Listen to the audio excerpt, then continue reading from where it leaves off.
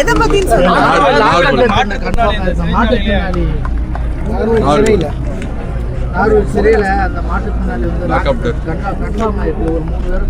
ஆமாங்க, சபரிவர்மன்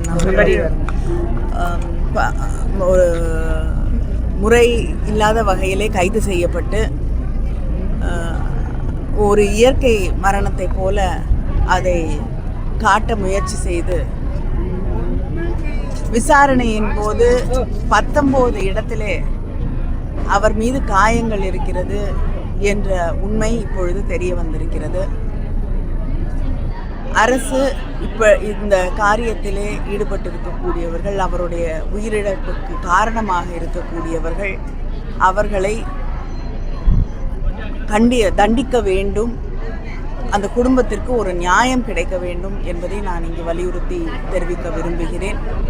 தொடர்ந்து காவல்துறை பெண்களை பாதுகாக்க முடியாத ஒரு நிலையிலே தமிழ்நாட்டிலே இருக்கிறது. குழந்தைகளுக்கு எதிரான குற்றங்கள் தொடர்ந்து அதிகரித்து கொண்டிருக்கக்கூடிய ஒரு நிலையிலே காவல்துறையும் அத்துமீறி நடந்து கொள்வது என்பது முதலமைச்சருக்கு நேரடி பார்வையிலே இருக்கக்கூடிய ஒரு துறை.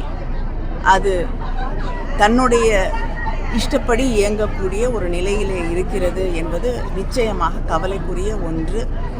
இது முதலமைச்சருடைய கருத்திற்கு, கவனத்திற்கு கொண்டு செல்லப்பட வேண்டும் என்று நினைக்கிறேன். புலித்தலையில் ஒரு இளம்பெண் தாவேகா நிர்வாகியான பாலியல் வன்முறை போட்டிருக்கேன். இந்த பகுதியை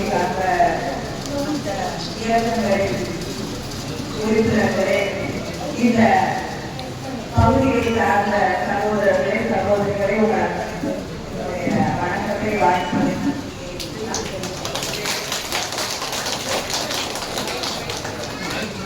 நம்முடைய சட்டமன்ற கேட்டுக்கொண்டிருக்கிறாங்க.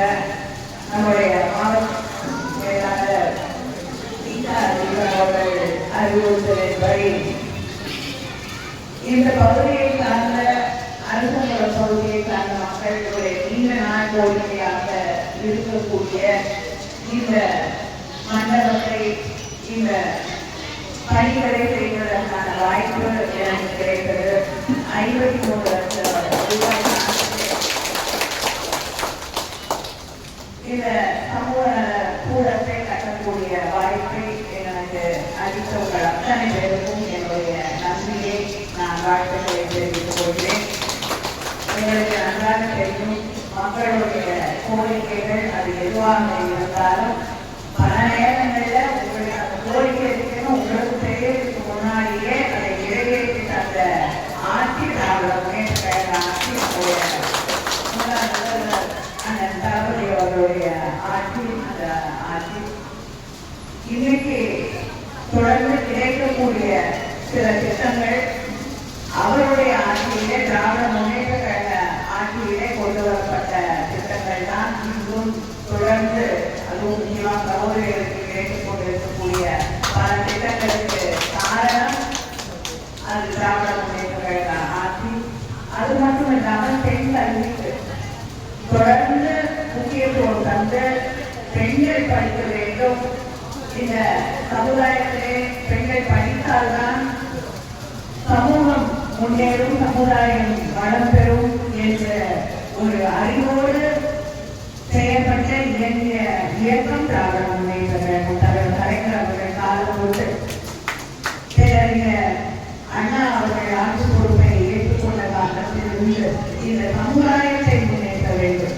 யார் யாருக்கெல்லாம் படிக்கக்கூடாதுன்னு உறுதி வச்சிருந்தாங்களோ, யாருக்கெல்லாம் படிக்கக்கூடிய வாய்ப்பு இல்லை என்ற ஒரு நிலை இருந்தோ, இன்னைக்கு அவங்க வீட்டு பிள்ளைகள் படித்து விட்டு நான் முதல்வன் திட்டம் பேரவும் மாற்றிருக்காங்க. இப்ப நான் முதல்வன் திட்டத்தை நம்முடைய முதலமைச்சர் அண்ணன் முத்துவேல் கருணாநிதி ஸ்டாலின் கொண்டு வந்த போது அதற்கு காரணம் நம்ம வீட்டு பிள்ளைங்க படிச்சுட்டு என்ன படிக்கிறது சில நேரங்கள் தெரியாது. முதல் தலைமுறை பட்டதாரிகளுக்கு என்ன படித்தா நம்ம வேலை கிடைக்கும், எங்க வேலை கிடைக்கிறது, எப்படிப்பட்ட வேலை கிடைக்கும் தெரியாது. அவர்களுக்கு வீட்டில் இருக்கக்கூடிய ஒரு சகோதரர்களை போல, ஒரு மூத்தவர்களை போல வழிகாட்டியாக இருக்கக்கூடிய திட்டம் தான் நான் முதல்வன் திட்டம். அந்த திட்டத்தின் வழியாக எத்தனையோ IAS அதிகாரிகளை, IFS அதிகாரிகளை உருவாக்கி இருக்கக்கூடிய பெருமை திராவிட முன்னேற்ற கழக ஆட்சிக்கு உண்டு. அப்படிப்பட்ட திட்டங்களை எல்லாம் தந்திருக்கக்கூடிய ஆட்சி திராவிட முன்னேற்ற கழக ஆட்சி. தொடர்ந்து உங்களுக்காக குரல் கொடுப்போம், உங்களுக்காக பாடுபடுவோம். ஆட்சி பொறுப்பில் இருந்தாலும் ஆட்சி பொறுப்பில் இல்லை என்றாலும் உங்களுடைய கோரிக்கைகளை நிறைவேற்றுவதுதான் எங்களுடைய பணி என்பதை உங்களுக்கு நான் மீண்டும் உறுதிபட தெரிவித்துக் கொள்கிறேன். உங்களை எல்லாம் சந்தித்ததிலே மட்டற்ற